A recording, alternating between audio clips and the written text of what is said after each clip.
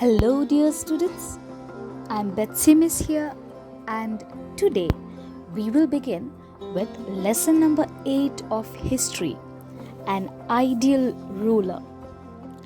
In this lesson, you're going to learn more about how Shivaji Maharaj was very great at the administration of his kingdom, the Swaraj, all about his organizational skills, how he carried out the riot, the policy regarding the army that he had put forward, the policy of tolerance, the inspiration for freedom that he always gave to his subjects.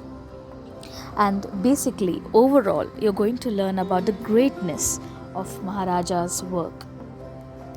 So, shall we begin?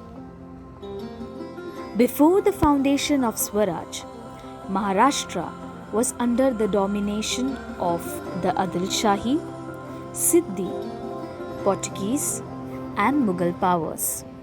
You already know about these four powers that was controlling Maharashtra. Shivaji Maharaj had to establish the Swaraj. So, overcoming many adverse circumstances, Shivaji Maharaj founded an independent, sovereign Swaraj. He struggled against the four powerful powers that were over the dominion of Maharashtra. And he set up a system for administration that turned Swaraj into Surajya. Surajya, the kingdom that sought the welfare of all. Maharaj created a new order with his capability. He was very good at his organizational skills. He inspired the people around him to work for the Swaraj. He faced a lot of grave dangers while trying to establish Swaraj. Events like meeting with the Afzal Khan, the siege of Panhala, the attack on Shaista Khan, the escape from Agra, all these events involved a great amount of risk. But Shivaji Maharaj boldly went against these events. Shivaji Maharaj's organizational skills were unparalleled. Skills were unparalleled means there was no one who could be compared to having the as good as the skills of Shivaji Maharaj.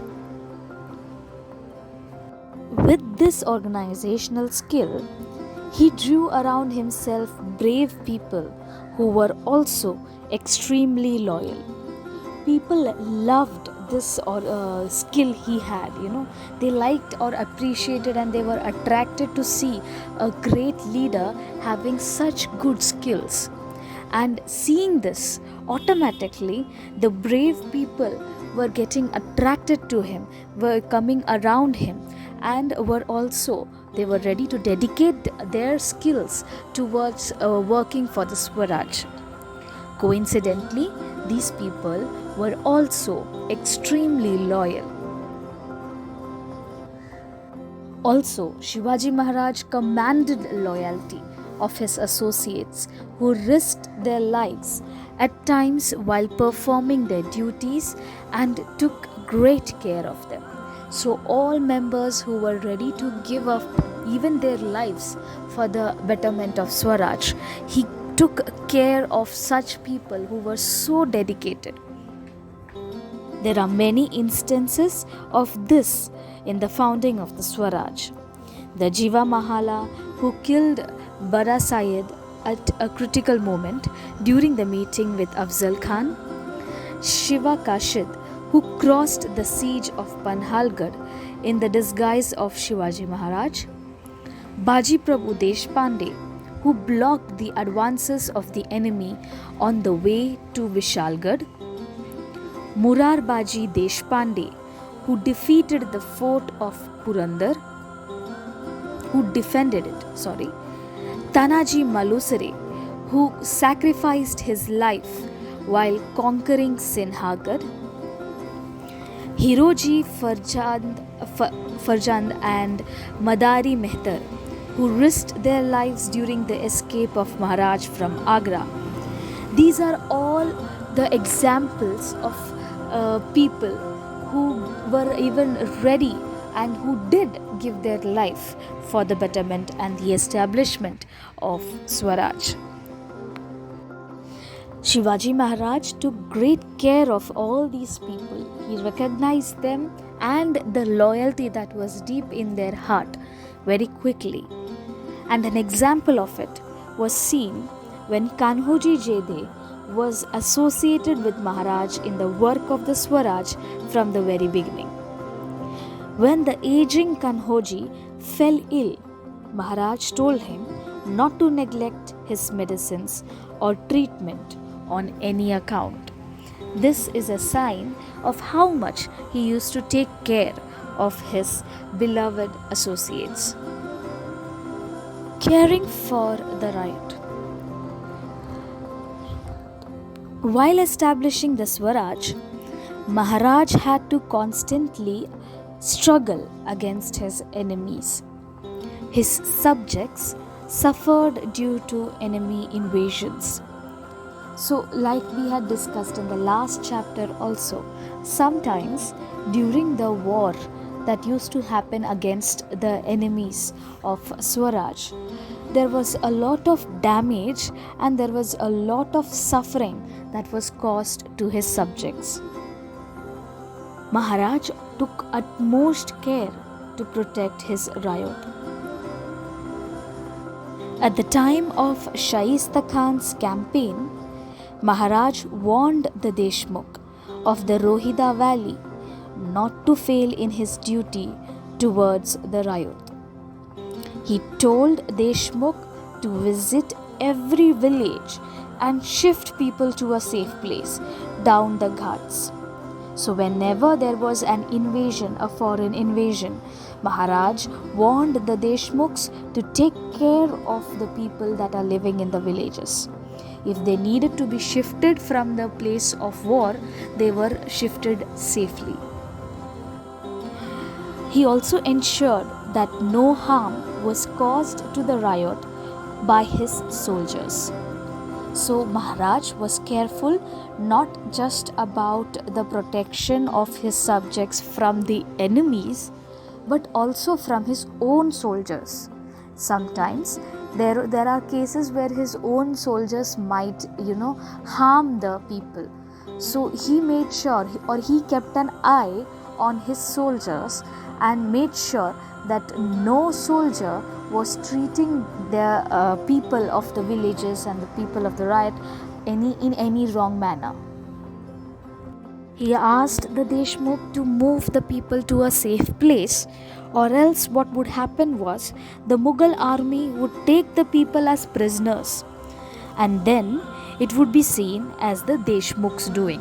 That means the blame that the people were taken as prisoners would be put on the Deshmukh and not the responsibility will be entirely of the Deshmukh. Shivaji Maharaj had warned the Deshmukh like this. So he had to take care of the subjects first.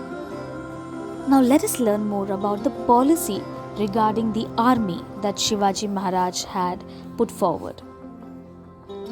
Maharaj maintained a strict discipline in the army by paying the salary in cash to the soldiers and on time. He always gave the money in cash.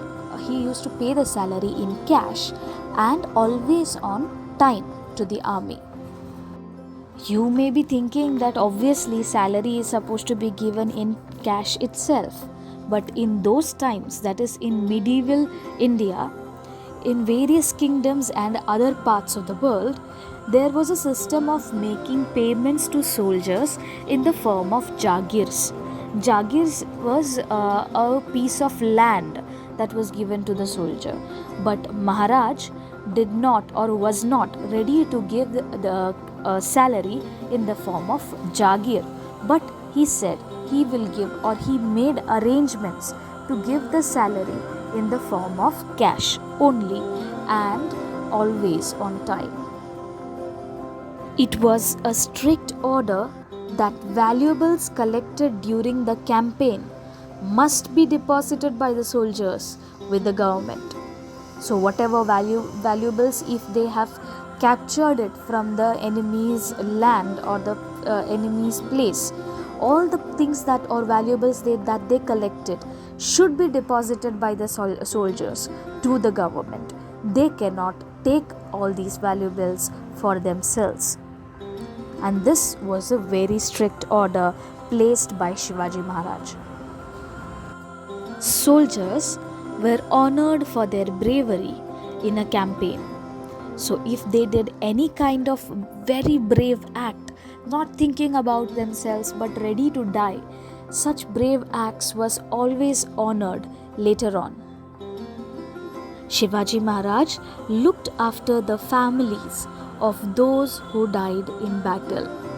If sometimes the soldiers had given up their life during the battle, Shivaji Maharaj took the initiative of taking care of their families after their death.